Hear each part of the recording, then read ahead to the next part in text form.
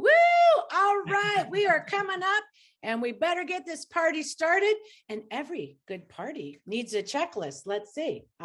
Music by Pink. Check, check. Theme, we're all dressed. You can see us. We are ready to party. We got it going on. And let's see what else. Budget. Well, guess what? Power lunch is free. How about that? But you could be a Patreon. But yeah, it's free to get in the room. So we're glad you're here. Oh, and the invite list. Yes, you're all on it. We're so glad you're in the room. And we have the great guests. And as party people, we like to have a good time.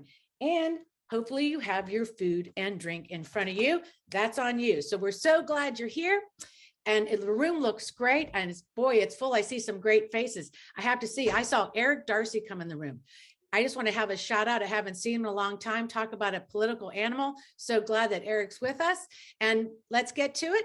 I'm Catherine White, your host of the Friday Weekly Power Lunch and the show that brings you guests, the issues, and action, because we are amplifying the voice of the grassroots across Virginia to make politics engaging and fun. So let's get to it.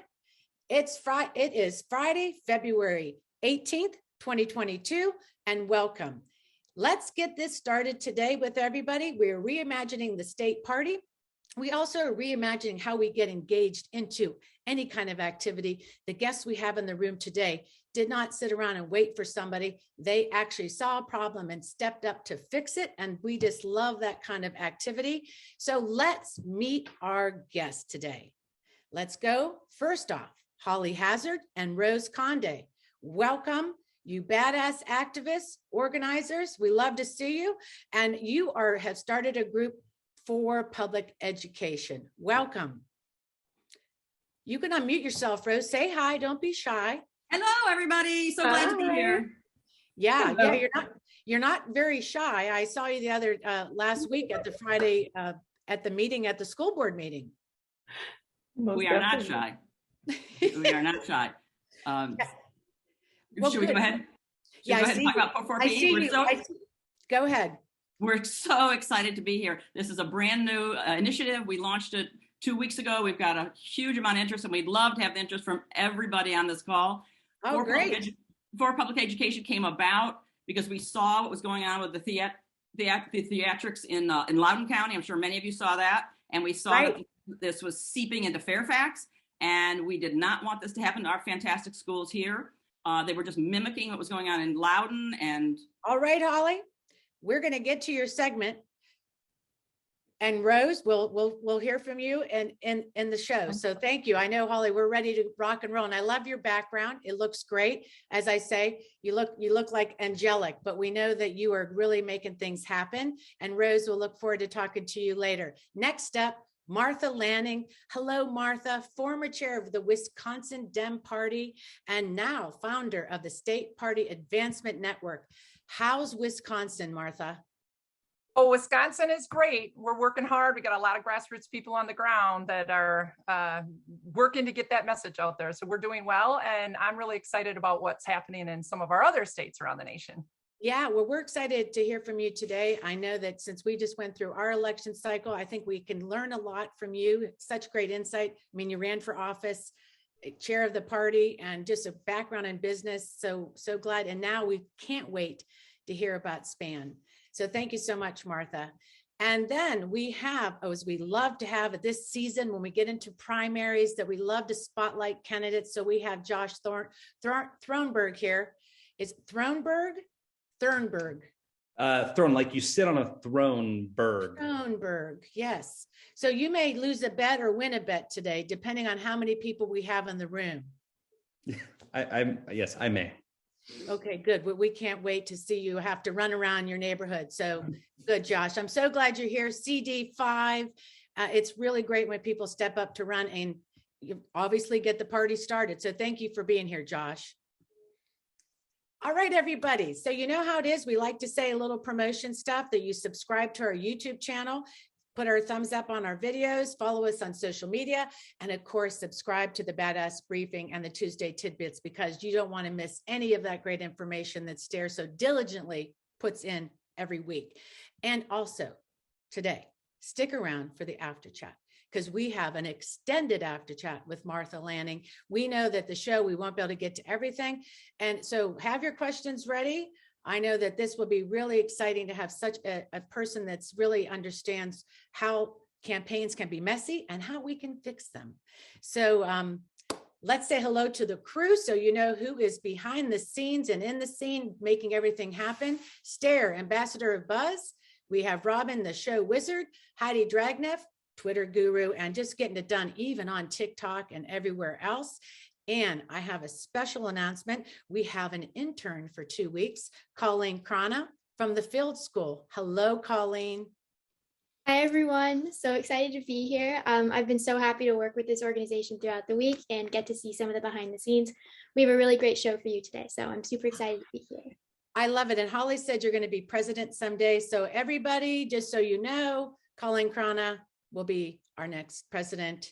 And so thank you, Colleen. I love it. And Jalecia Ward, our show dazzler, and she inspires us every week with just all her words of wisdom. And she's just a wonderful, beautiful person. How are you doing, Jalecia? I'm feeling good. It's Friday. And look, I'm excited to be here with all of you today.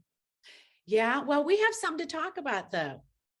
We do. You know, I have some news coming. I did recently accept a full-time position with VCU Healthcare.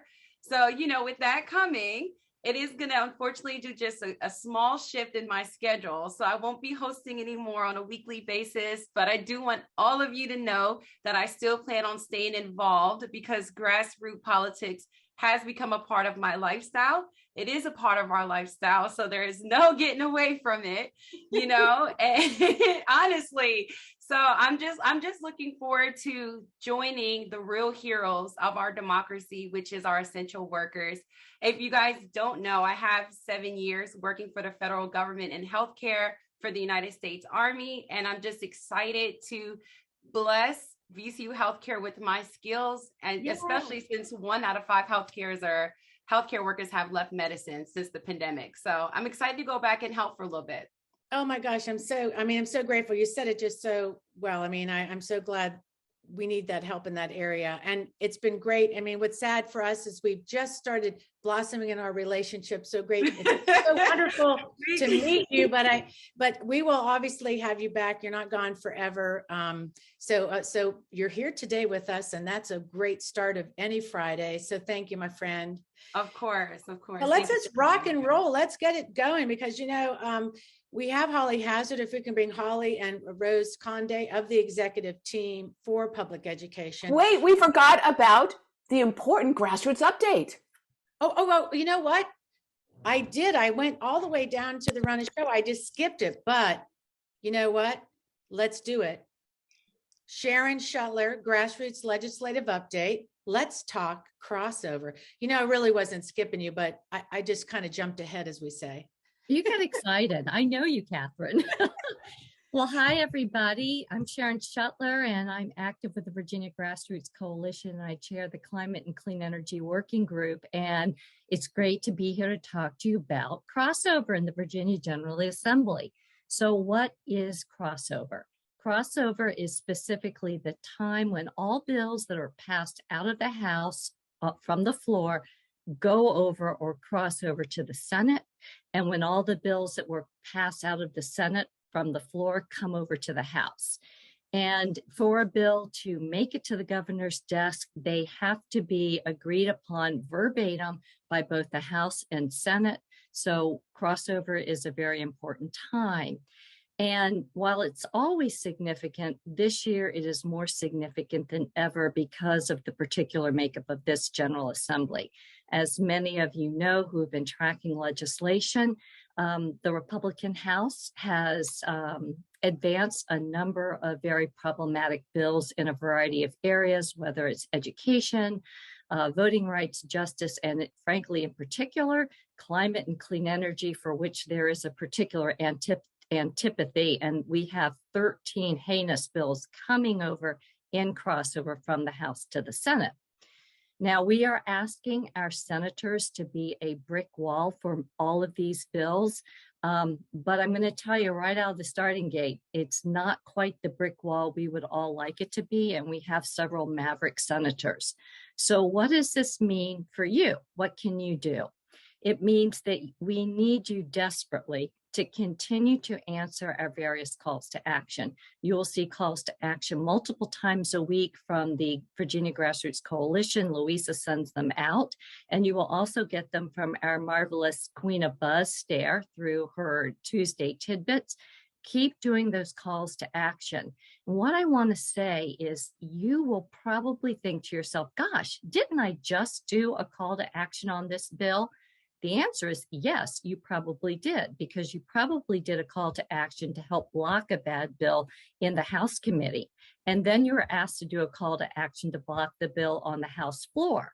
Now, if that bad bill has come out of the House and goes over to the Senate needs to hear from you. This is the first time our brick wall will be seeing these bills, hearing about these bills, and we need you to be willing to do the calls to action on a given bill, again, first at the committee level, and then if a bad bill gets out of the committee or a good bill gets out of the committee, we need the whole Senate to hear from you.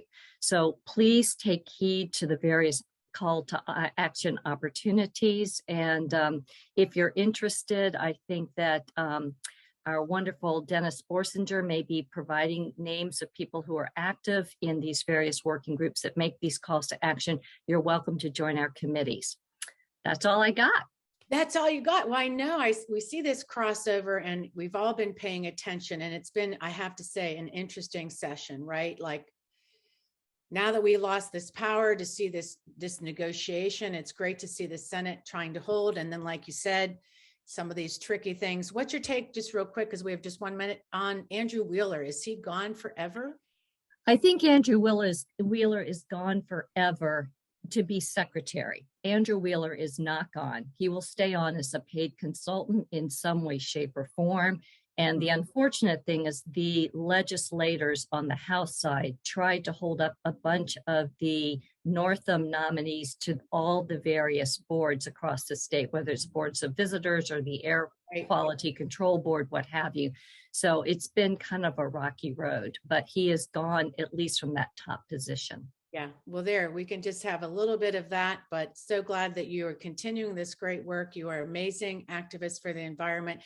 And it's just, and we're so glad that you came today. And we know that we'll have Louisa back, and it's just, we're all part of the Grassroots Coalition. And that's one thing great that Martha Lanning being here, seeing that we're all working together. We're all these grassroots group. This is how we roll. And that's how we build this great team to work on all these issues. So thank you, Sharon. Appreciate it. You bet. So let's skip ahead. Let's go back to this for public education. If you've been following the news, actually paying attention the past year, there has been a concerted attack on public education. So we have two wonderful people here, Holly Hazard and Rose Conde, that organized for public education. Why, tell us about this group and why you all started it.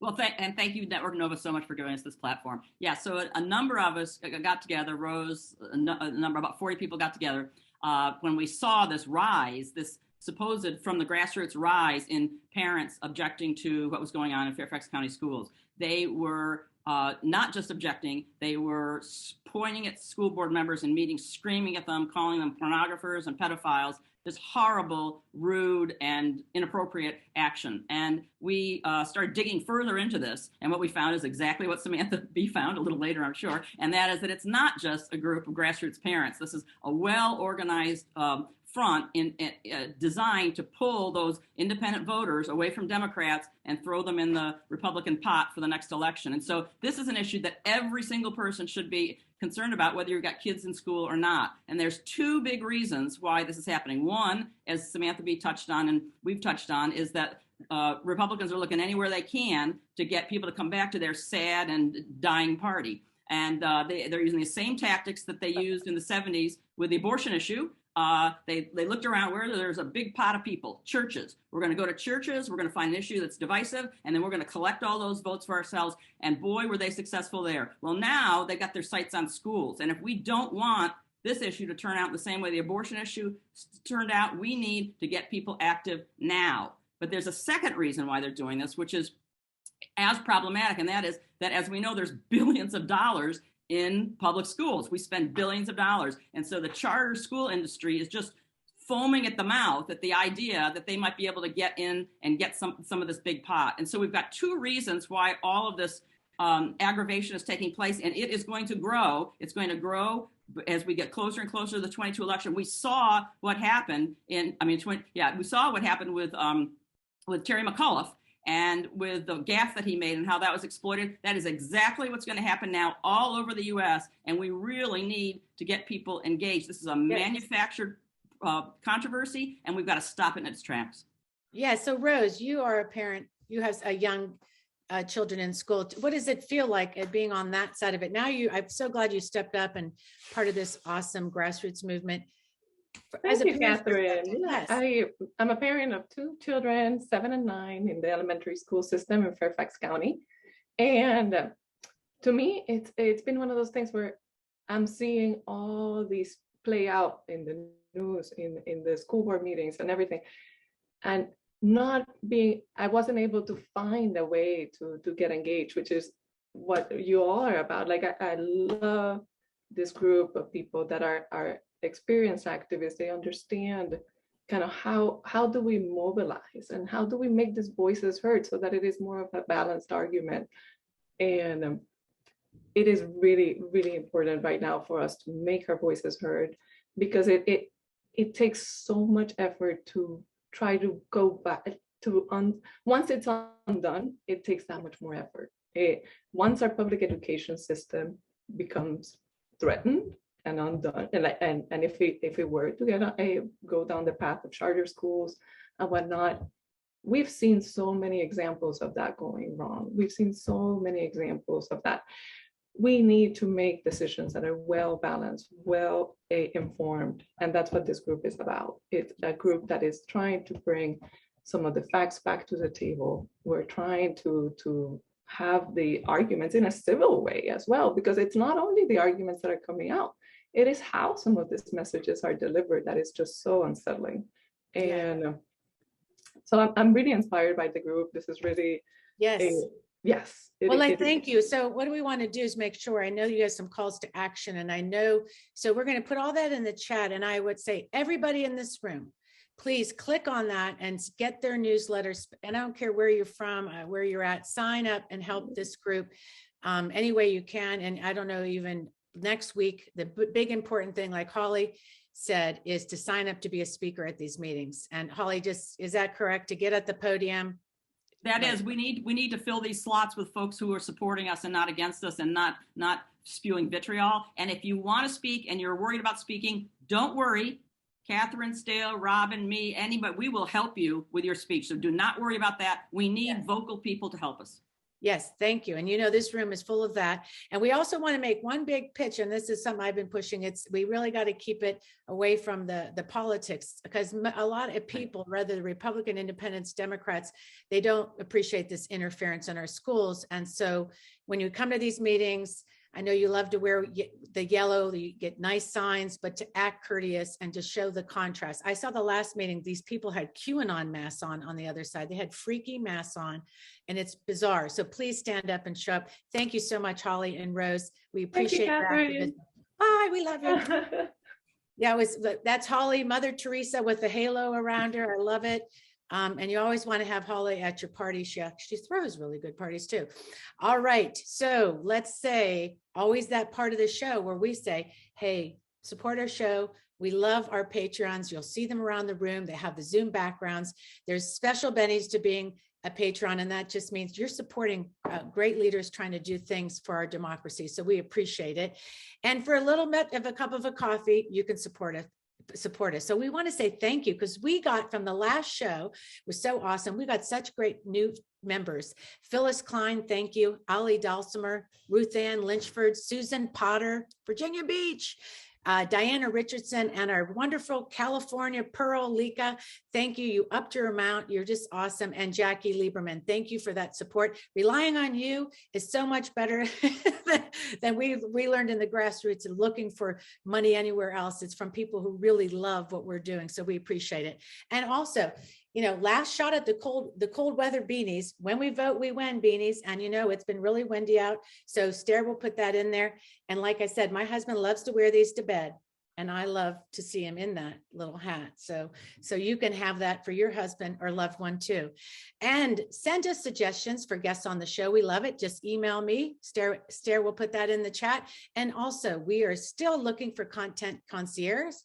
Let's put it up there. Join our crew. We have so much fun together. And Robin has all kind of writing materials to get out to review emails. We need those people with that kind of time and talent that when you're available to help us look at the press releases and all that kind of good stuff, please, if you're interested, email Robin Warner. All right. So that was a little commercial break, but we're going to get the party started with our special guest, Martha Lanning. Martha, welcome. Well, thank you for the invitation. I'm so energized by this whole group. This is just amazing. Yeah. Oh, we went right to the PowerPoint. Oh, I shouldn't have done that yet. Okay, that's okay. I thought it was Robin. It's okay. No, I just want to see just for 1 second. You can keep it up if you want. No, I'm taking it down because you're taking it down. I love it. So in Wisconsin, I know some people just may be tuning in. So just to give you the people in the room some context about you, you were your background is in business. You have your business, your education, your MBA in business. You're a career woman. And also, like a lot of activists in the room like us, you saw problems in your community, stepped up to raise money for your PTO. And you're just a problem solver. And we saw the other people in the room doing just that. So it's great to have you. And then you kind of got mad and you said democracy hinges on women getting mad and stepping up. And you ran for Senate. You became a candidate. And then you ran for party chair. And there's a lot to that story that I'm going to let you tell. But I think the context is that you really went through all these different phases. And out of it, you brought, you analyzed the situation of what happened. And you're able to bring some real solutions to it with your founder of SPAN, the State Partnership Network Advancement, it's State Party Advancement Network. And that's what we're going to learn about today. So we love to hear about that story because in Virginia, we know we had this election. We suffered similar ideas in your story. And so your solutions are just really interesting to us. So let's just get this started. Give us the background and let's run through those slides and then we'll have some convo. That sounds wonderful. So can you all see SPAN right now? Does it say SPAN? Yeah. All right, so I'm going to take you through a little bit of a journey here. So, I've been a PTO president too many times to count. And when Scott Walker was destroying public education, my dad actually grew up in dirt floor poverty. And it was a public school teacher that got him to come back and get his high school diploma. And it was the GI Bill that allowed him to become a chemical engineer. So I've always felt like I have to give back because look what helped my community go forward. So when Scott Walker was ripping public schools apart, I was asked to run for state Senate. And I stepped up to do that. I was very recognized in my community, very red area, but people liked me. They didn't know I was a Democrat. So when I launched my campaign, a lot of people thought I could win. I was told to close a 2-point spread. I did 7% better than the top of the ticket. So you'd think I'd be Senator Lanning, but no, I got killed. I lost by 20%. So I had taken a whole year of my life dedicated to this. I was distraught. What happened? So pulled some of my statistical skills from my background, started pulling data. So this graph right here, each one of these lines represents how many votes a candidate got. Obama's in there, Gore and Kerry is in there, I'm in there, other Senate candidates are in there. That's all the candidates, Republicans and Democrats that ran in Senate District 9. Over several cycles. Here's the Republicans. So just the Republicans, nice and tight all together. There's the Democrats. And this was my aha moment, everybody. This was, what is this? Because I was told to close the 2-point spread, and the 2-point spread was Barack Obama. And I am no Barack Obama. I wish I was, but I am no Barack Obama.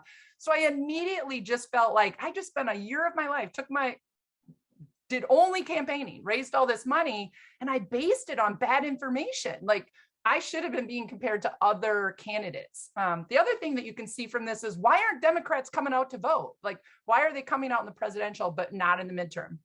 So a long story short, because I only have a few minutes, right? I pulled everybody together in the center of our state. And I said, let's all come together, invited every single county, every congressional district leader. And I said, let's do a SWOT analysis. What went wrong in this election? We've been stomped by Scott Walker 3 times. And, the future of our children depends on us changing this.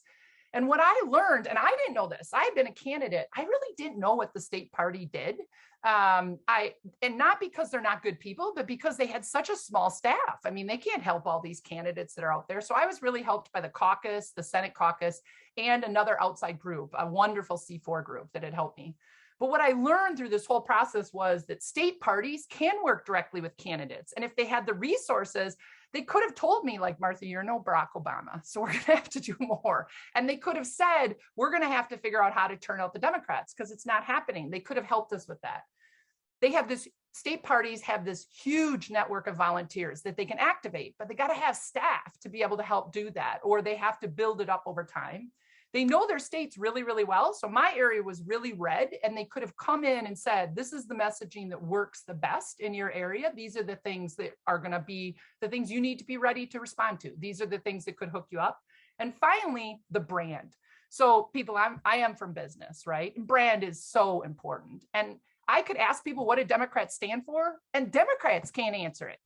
It's this long, or we're all about education. They talk about, are we only about education? Well, no, it's like people couldn't talk about what is our brand. And that's a huge concern, especially in these red areas where all the people are hearing is Republicans, what Republicans say about us, not about what we are. So long story short, I ran for chair of the party. I'm not a political, but I knew that we needed a better infrastructure and I would hire the right people. And we immediately dug in to say, what do we know? Let's look at all the data that's out there. And this is another aha moment for me. This is simply a graph that shows the voter turnout from 2004 through 14. And you can see that the red line, which is the Republicans, it has an upward slope. They're getting better and better and better.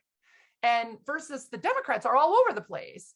And then the other big thing was those 2 twin peaks. That's what we call in statistical life. That's an outlier. What did we do there? Because that is an outlier. That's not normal. And we should find out what we did. Well, we dug into what we did. That was Obama's campaign. So Barack Obama in his field program spent $8 to $12 million on his program. He didn't start 6-7 months before the election. He started a year and a half before. And he didn't do a top-down operations where it's just like hire a group of people and tell people to make 200 phone calls every night and fill shifts and hand out scripts and say, go talk to people and tell them to vote for me. He instead trained teams, neighborhood teams. He helped volunteers learn about how to organize on issues that were important to them, on a new school that needed to be built, on stopping a highway from coming in a certain part of town. Like, it was really activating that grassroots to say, we're going to show you how to organize and how to do that well. He did it so well that he turned out more voters, as I showed you in that earlier graph, 400,000 more voters. Gore and Kerry had won by 5,000 and 11,000 votes in Wisconsin, and Hillary lost by 27,000 votes. So here we are in this area that, how did he do it so well? So long story short, when as chair, I said, these are the 4 things we want to do. We want to hire a skilled data director. That was another thing that was very concerning to me, is we had this wonderful young man who could help turn on passwords to the van and could do all these wonderful things, but could not help us, actually engineer or be sure that the voters that were going to were the right voters. They were just able to hand out access, more or less, and print route reports for us. We needed somebody who could check and be sure that we are knocking on the right doors and to do those kinds of things and to warn candidates if we weren't. We needed a year-round, every year organizing program that we didn't shut down. I mean, that's the crazy thing. As a businesswoman, who starts a whole company and then shuts the thing down? I mean, Right? like this is craziness. So instead, we needed to keep that program. I call it turn it down to a pilot light. We're going to not have as many staff, but you need to keep that staff so you can keep sending literature out to those great organizing teams all over the state and keep them active. We needed Democrats running in every race. It's crazy that we had 99 assembly seats and 28 seats had nobody running in them in 2014. We just handed it over to the Republicans. We needed to be sure they were there, because even if they aren't going to win, they're at least there saying what we stand for. What do we believe in? What matters to us? And they will inspire voters who are Democrats to come out and vote. And then finally, we needed a strong communications department. A lot of people believe that the Democratic Party is supposed to be the attack dog. That's what I was told. We're supposed to attack. That's our.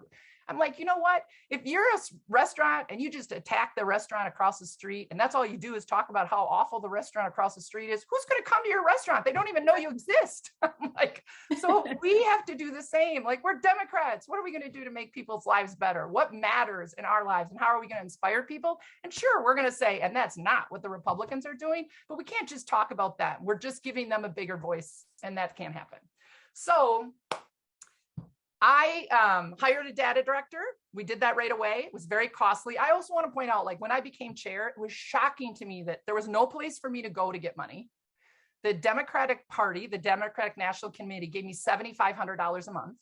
Mhm. And I just had to go to the Rolodex that people had given to the party before and start raising money. And I hadn't been there before, so I didn't have those contacts. Now, we did a good job of raising money, but not nearly the money we needed. We started with 7 staff, and when I left, I think we had 21. Wow. So we grew, but we need so much more. We launched a year-round organizing program. We immediately connected with 9 of Obama's team, but with this small group in February of 2017, we built over 200 neighborhood teams all over the state of Wisconsin by the time the 2018 election came. And the results? We won every statewide race for the first time since 1984. Not by big margins, but we won. And it proved to us, I'll tell you as a stats person, just because you won doesn't mean everything was good. And just because you lost doesn't mean everything was bad, right? So we really dug in. And here's some of the stats that I think prove how important this program was to us. With half of the money that the presidential team, the Hillary Clinton's team, spent on their field program, we did 80% more doors than they did in 2016. So the power of organizing these volunteers and training them on how to turn out and having volunteers organizing and doing all that was influential for us. We targeted 752,000 voters, the toughest voters for us to turn out, and 75% of them voted, which is 2.5% higher than the statewide average for voter turnout. So considering we were going out after the toughest voters, we were really excited. But my favorite statistic of all of them is in Wisconsin, the primary is not until August. So we didn't know who our gubernatorial candidate in 2018 was until August with the November election. And what we did is we activated all those teams all over, and the 19 reddest counties out of 72 in Wisconsin gave Governor Evers his win margin. And I can tell you that there were numerous, I think there was 2 or 3 of those that we probably would have organized in, but all the rest of them, the Hillary team had skipped them. So we would have skipped them too. And that's what makes the difference, is that we got to tell people when there's 30%, Democratic, your county does count. Your votes count towards that statewide, and we need to get every single Democrat out, even if we're not going to win the county or the assembly district or Senate district. So as I shared with you, I'm not really a political, right? So I'm like, okay, I'm handing the baton to the next person, take it and run with it. And Ben Wickler, this wonderful man from that's a well-known, came into Wisconsin and took us to the next level, right? But what I wanted to do was to say, how can I help state parties grow? How can I take my journey of learning how important state parties are and help them? And so we launched 2 things. One is the State Party Advancement Network that is, and I'm the founder of that. And it is a group of donors who have hired us to say, Martha, go out and find about valuable infrastructure that you think is doing similar to what you did in Wisconsin, helping to determine that this is good infrastructure, that it's not, we're just going to spend money and then start all over next cycle, but we're going to carry it over. Tell us about it. And we want to invest in that. We believe that one of our big problems is state parties, that we need to build stronger state parties.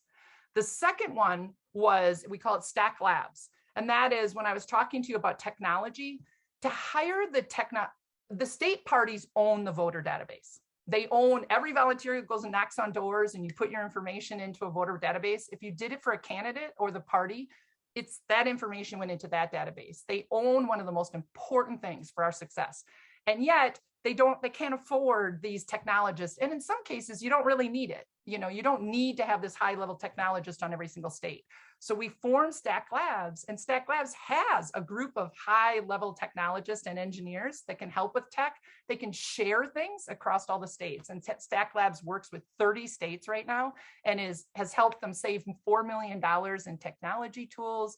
They've helped them when COVID hit, we helped them do remote conventions. There's all kinds of things that Stack Labs is doing to help state parties be stronger.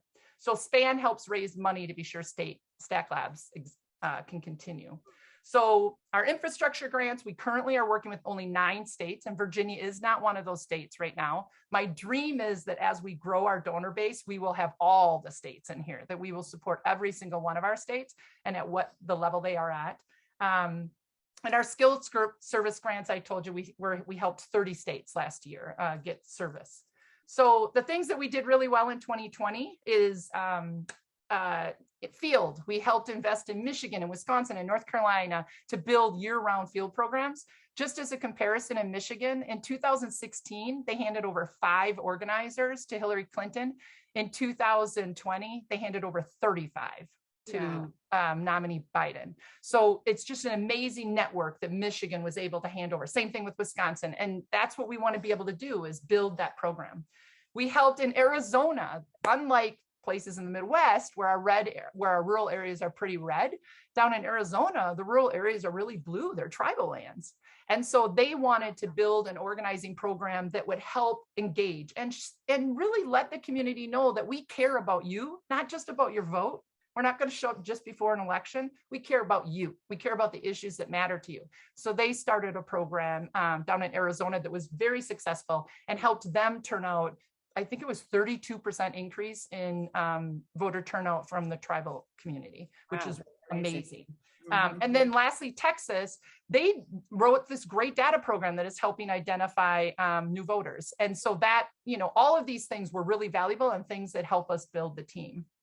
So let's see, what did we do at Stack Labs? We helped be ready for the nominee. We helped our candidate or our states be ready for when the presidential nominee came into the state, that their team could hit the ground running. We helped build the capacity to win. We helped Alaska figure out how to get rid of their minority leader, and they had ousted them. We helped them target voters and pick which voters to target. We supported tool adoption. We saved millions of dollars for the state parties to buy tools. And when we automated and created economies of scale, if we're going to build something for Florida, why not share it with every single state that we're working with? And so we ended up building a lot of things and then being able to just share them, which saved a lot of money, but also gave people tools they never would have had. So SPAN's infrastructure, there's a lot of data, which I can share these with you later, but bottom line is, this was what was important to me, is it is donors who have hired us, the SPAN team, to do this. They're called our guiding members. And then they want us to share this information so that other people who are not paying us, they don't have to pay us, can put that information and make decisions on who to donate. So 100% of your money goes directly to the state parties because we're paid for by our guiding members, which is wonderful. It's a great collaboration. We have a state party staff, so we know state parties. And when we are going to advise people to give to a particular state party, we follow up and check in on that. And how's that program going? And we look to see that they're making their goals. And if they aren't making their goals, we pivot and say, what are we going to do to change this? And that does happen. Sometimes you're trying something and it's not working in a particular community. So you've got to make changes to it. So for the Stack Labs process, anybody who's donating to help states get Stack Labs services, we meet regularly with Stack Labs to see how things are going, to find out how states are doing. And then we send out yearly reports to say what were the successes and what the things happening. So, and I think that's really important. Investors need to know that I didn't just put my money. I was often told it's a big black hole. I give money and I don't even know where it goes. We want you to know exactly where your money's going, and we want you to know how that program's going, because you're part of our team to make it happen. So I just went over the sets data parts, and this is going over, you can read it later, but it's really just talking about the different things that the state did. So in 2020, Stack Labs raised $5.1 million for state parties and both service grants and our infrastructure grants. Last year, we raised $4.7 million in the off year. So we're growing, and we would love to grow more so that we can start adding other states, but we're really excited about the work we're doing. And I think the key to this is what I'm going to end with. Ken Martin, who's the president of all the state chairs and committees, or chairs and executive directors, he shared with me when I first became a chair. I went to Minnesota. I said, why is Minnesota so blue and Wisconsin so red? Help me. And he said to me, do you know what? A good state has to have a three-legged stool.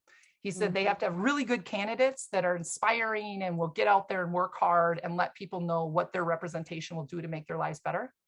They have to have a strong C3 and C4 group that are working with people who care about specific issues and are turning out those voters to make things change. And you got to have a strong party that can help those candidates, can bring people together, can have that data. And that's what I think the State Party Advancement Network, we're here to make state parties stronger. Yeah. No, wow. When we first met, and I have to say thank you to Jim Shelton and the 31st Swing team, street team, for connecting us, because again, are you done with your slides? I am. Oops. Yep. I'm going to take them down. I always forget to do that. I'm so No, sorry. it's okay. Cause I feel like now we could see everybody in the room. Yeah. No, I mean, I think that's the power of, working together. And what strikes me is that, when you came into this work, like you said, not their usual route, is that you understood the power of that team building. Yes. Right. And working together at the table. And so talk a little bit about that. I mean, in the sense of why that's so important to have, like, the analysis you went through. And I know in Virginia, we have all these different ideas of maybe what happened. Some of us feel strongly, we have different perspectives, but we just, having that big view of it. And how did that analysis, that SWOT analysis, and the way you approached it, you're such a team builder, just make all the difference for you? Why is that so important? Well, because the issue here is it shouldn't be we're the Democratic Party, people. Exactly. We're Democrats and we all need to come together and we need to really think about what is going wrong. And somebody in some office who's consulting a campaign that's in a different state can say, this is what you should do in Wisconsin. But the reality is we should be in our communities going, how's it sounding? Is the message resonating? And I can tell you that it was heartbreaking to me that I knew that Hillary Clinton was going to add 60,000 jobs to Wisconsin with her infrastructure bill all by itself. I knew that.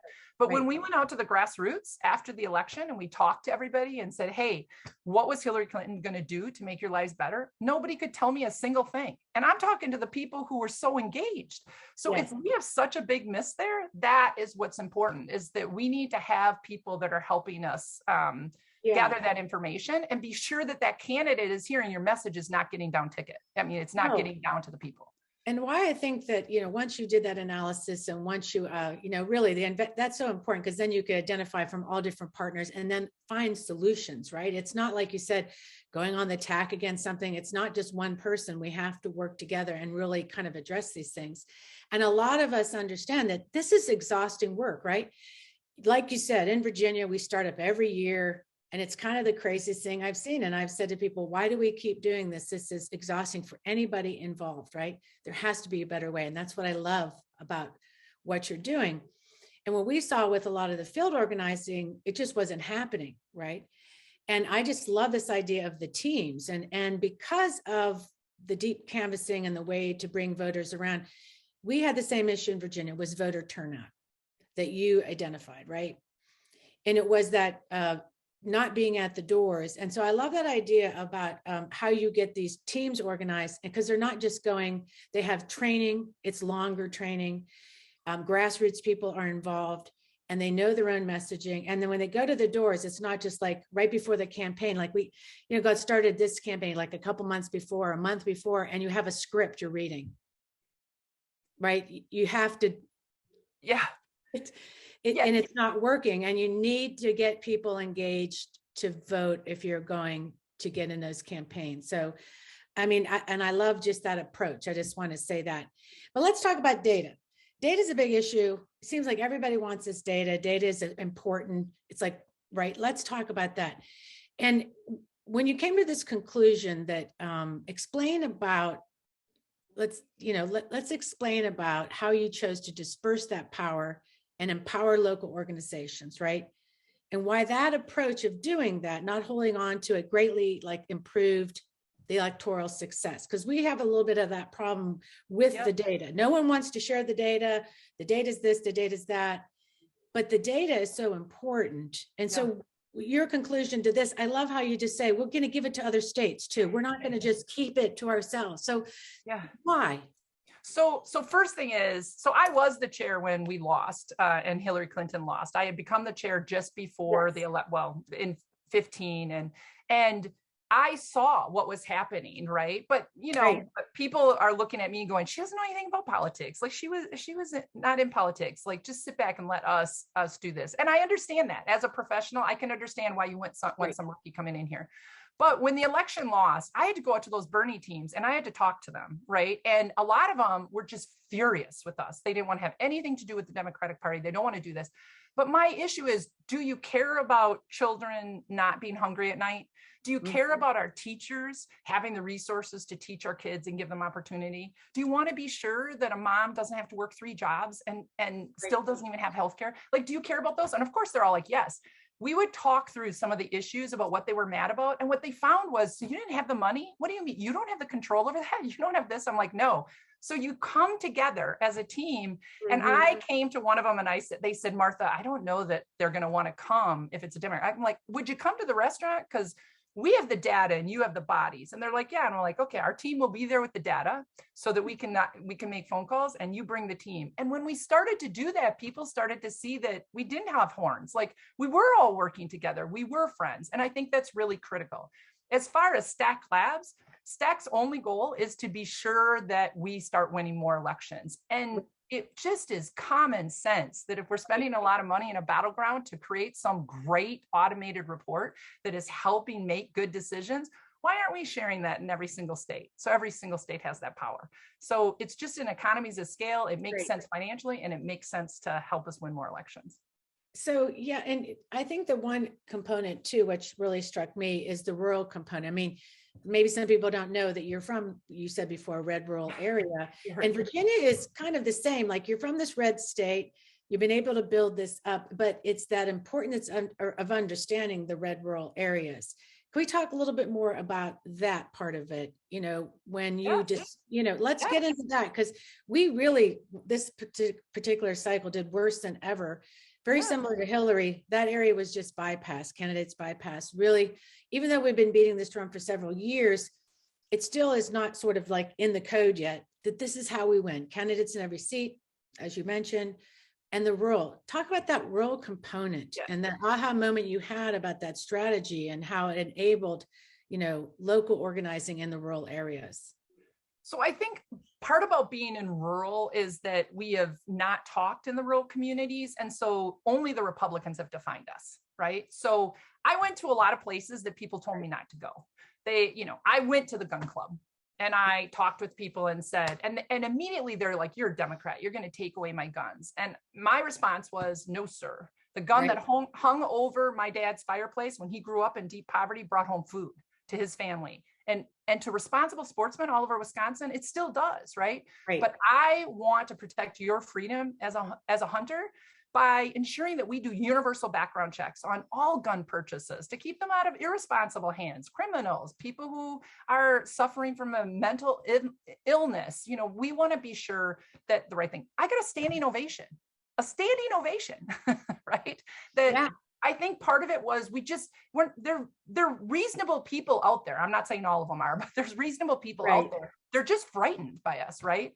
I think another one I want to share with you is I was at a tractor pull. I didn't put D after my name. Remember tractor pull? Yeah. I love it. If it's red, leave it in the shed. They were saying all the little tractor stories to me, right? And I'm handing out my lit, and my lit didn't say Democrat on it. And it didn't say it because people wouldn't even look at it. This man looked at it and said, "Are you a Democrat or a Republican?" I said, "Democrat." He threw my lit at me. I picked the lid up. I said, "Do you mind me asking, why are you against Democrats? You just want to give away all my hard-earned money to people who don't deserve it." I'm like, "Do you know somebody who's cheating the welfare system? Do you know somebody?" He's like, "Yes." I pulled out a card. I said, "Here it is.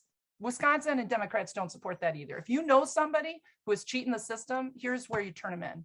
But can I tell you about Walmart? One Walmart supercenter in the state of Wisconsin, just one. Right. We provide, as taxpayers, $900,000 of public assistance to the working employees of that store because they don't pay them a living wage, and they made $12 billion in profit.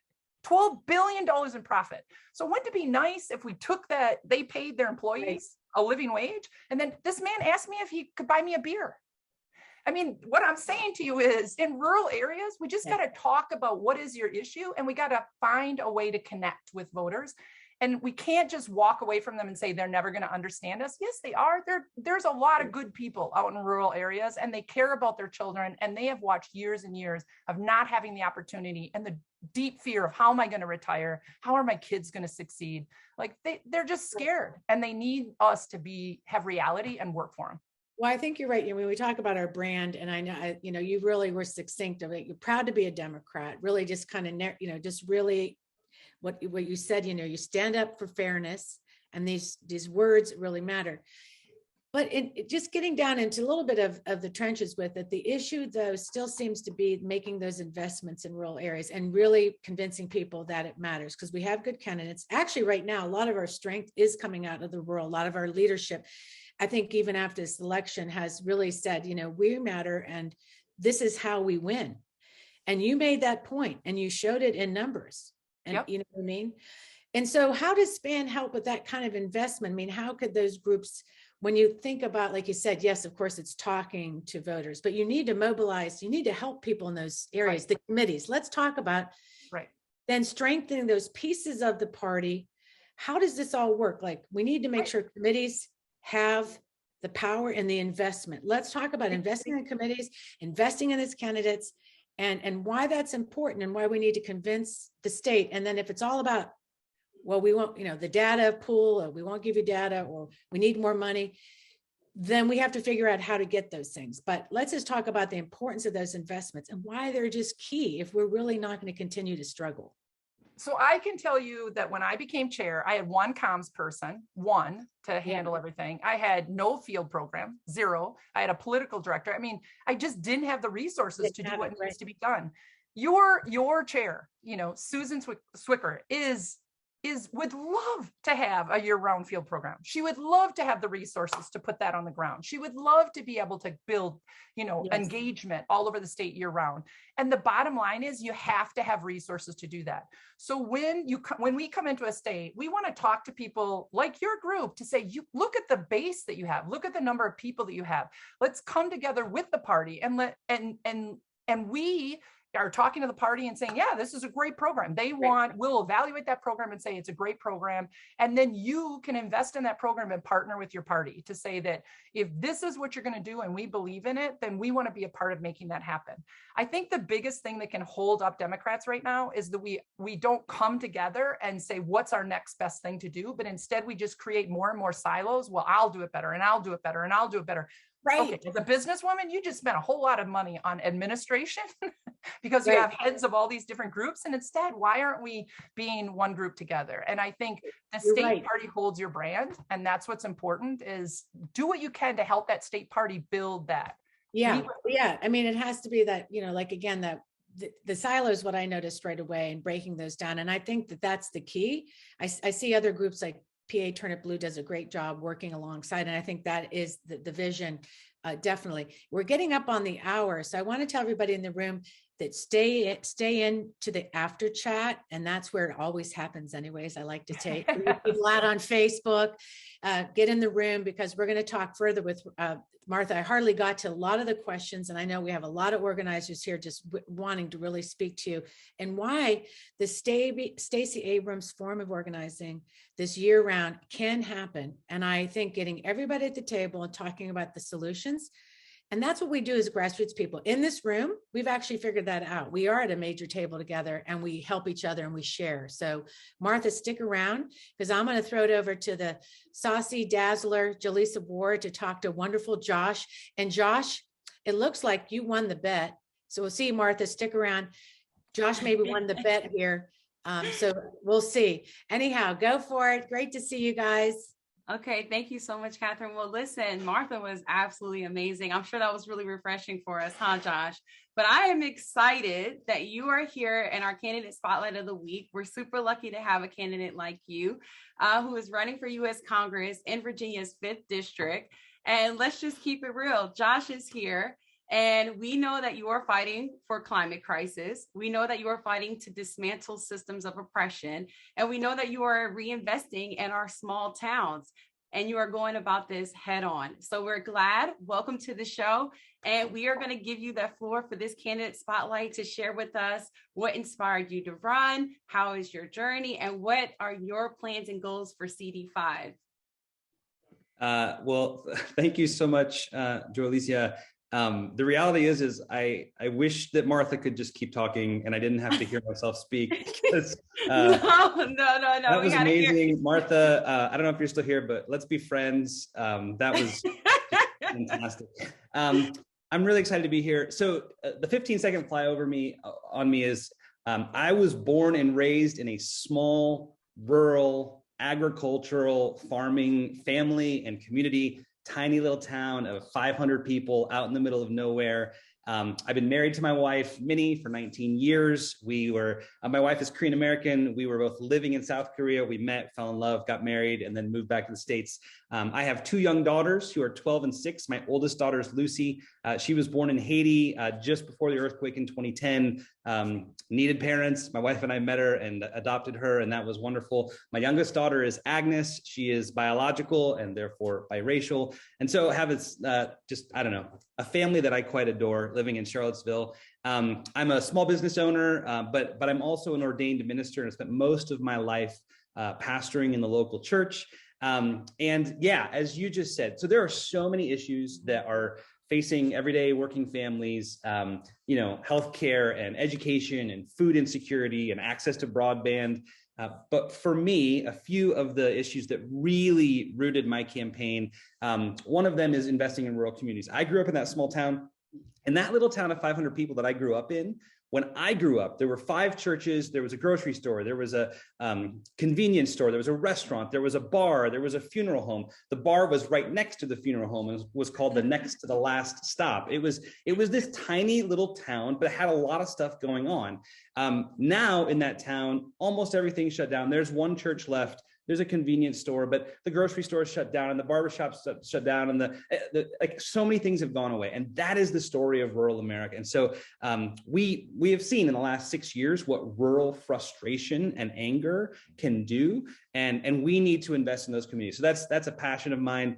I do have a passion for going after systemic racism and personal racism. I have my entire family are women and they are all women of color. And I want to create a better, more secure, more just future for them and for all other families like them. And so that's big for me. But probably at the heart of it all is the issue of climate change, as we talked about in the beginning. To put this indelicately, our kids are screwed. The reality of the future that they are walking toward is not a good one. And there is going to come a day when they look back on these moments. And I think the question that is going to come to their mind is, what were you thinking? Like, you knew what was coming. Scientists were screaming it from the mountaintops. They were making all of these displays to show you what was coming. Like, what selfishness and short-sightedness for you not to have done something when everybody knew what was coming. And there is, I think, sadly, going to come a day when our kids and our grandkids sit around in the midst of floods and massive storms and heat waves and food insecurity and climate migration in a way that makes our southern border look like a trickle right now. And they are just going to look back on this moment in time when we could have done something and we didn't. And just the inaction was indefensible. And so as a father, like, that scares me. And, those are kind of the heart reasons for my campaign. But the other piece, to me, honestly, is there's a head reason for my campaign. The 5th district is a tough district. Tom Perriello, he won it back in 2008, and that was awesome. It's a winnable district, but it's not an easy one. And we need candidates like Tom Perriello, like Abigail Spanberger, who can go out into these rural districts that maybe lean to the Republican side, but still win them. And I think, for lack of a better way of saying this, I just think I'm the kind of candidate that can do well here. I was raised in a rural farming agricultural community. I know that world. I was raised in a Republican family and household. I speak that language fluently. I am an evangelically ordained minister. And so if we're looking for a candidate that can get into some of those spaces that other people might have a hard time inhabiting, I think I'm that kind of candidate. And I think that's what we have to do. If we're going to win in the 5th district, you have to win over the energy of Democrats, but you also have to win over the votes of independents and some moderate voters. Some of those moderates who they aren't Trumpists, they aren't Democrats, they don't know where they fit anymore in the system, and we have to reach out to them and win them. And so that's part of my strategic, why I'm running. We have a great team, strong start with our fundraising. Lots of energy on the ground with people that we're meeting, and we're just going to keep building from here. Wow. Thank you so much, Josh, for this. You definitely, I mean, I'm obviously loving the multicultural family. I'm very, very passionate about rural. I live in a rural district myself, ran in a rural district myself. Yeah. So, and I joined a rural organization now, Ruby, on a national global sector to make sure that we are taking care of our rural communities. So you're right. We do need candidates like you who can get into those spaces and really have those deep rooted systemic conversations to shift that change. So we really appreciate the work that you're doing, and you are one of the best candidates to do this work. So thank you for sharing and blessing us with your time and energy and to letting us know. And, I see we're dropping all of this in the link. Tell us what anything else that any of our audience can do to contribute to your campaign moving forward, because we're definitely here to help, because we are grassroots. So that's what we're here for. Yeah, and I want to give a real quick shout out, because I see lots of rural candidates, Jenny Kitchen and Sarah Ratcliffe and Trudy Berry and Lindley Thorne from Rural Ground Game, all in the audience today, and they do incredible work. From my campaign perspective, one of the best ways you can help is you can donate to my campaign. I am of the opinion, if there is a district in Virginia that Democrats can flip, it's the 5th district. And if we're going to flip this district, I will be the candidate that can do it. And so in order to do that, I need money to get, I'm a political outsider, first-time candidate. I need to be able to put myself out there and introduce myself to folks. And that takes money realistically. Folks can host a fundraiser, Zoom, their home, their business. I don't care, wherever they are, I will be there for it. Folks can sign up to make calls. As you said in the chat right now, there's all sorts of links from my team going up. And we'd love to have as much help as we can get. Okay. Well, thank you so much, Josh. Awesome. Thank you for coming to the show. Thank And you. Catherine, do you have anything for Josh? Since I do. We're a little past 1, but that doesn't matter. We are. We always go past the We're time. going to roll right into the after chat. But what I'd like to say, Josh, is, we're talking about investing in the world. We have the candidates in the room. They're just the most energized, the best candidates, and we need to support rural candidates. I'm going to say it over and over again, because otherwise other people fill that void. The Republicans will fill the void. And if we don't have our voice there, they're not hearing anything different like what you just said, and being able to go to spaces. And in the end, those areas out there used to be blue, just like Martha said the same story. So there is a way to build that back, but we have to make those investments. And so thank you very much for coming. And we want to wrap up. And Jalicia, I'll see you soon, I guess. I'll be in the after chat. I'll see you guys in the after chat. Well, it's that time as we wrap up. And you know what? I always feel like we're just getting the party started, truthfully. And we're glad that you're part of the party in the room with us every week, bringing you all the best issues and guests on the topics, because it really is about working together, making our democracy stronger, hearing all the voices, and then we can find solutions together. And like Martha said, it's not just one person could do this. So like if you look at Rose and Holly for public education, it takes some people to stand up and then others with them. So I thank them for being here today, for stepping up for our kids, our teachers, our students. So join for public education. Thank you to Josh for being here. Thank you to Martha Lanning, who will be in the after chat. And let's get this started.